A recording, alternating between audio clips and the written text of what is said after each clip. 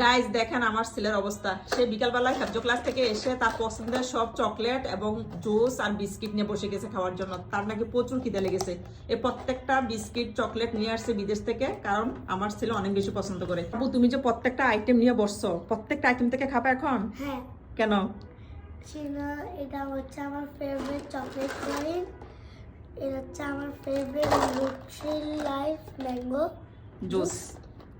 এটা হচ্ছে আমার ফেভারিট ফরারো রোচার চকলেট। ওপেন করো দেখি। ওয়াও মাশাআল্লাহ। এখানে কয়টা প্যাকেট আছে? তিনটা প্যাকেট। তিনটা। তারপর এটা পাশে এটা কি? এটা হচ্ছে ভ্যারাইটি বিস্কিট। দেখো এখানে কি আছে দেখি। ওয়াও, অনেকগুলো বিস্কিট একসাথে না?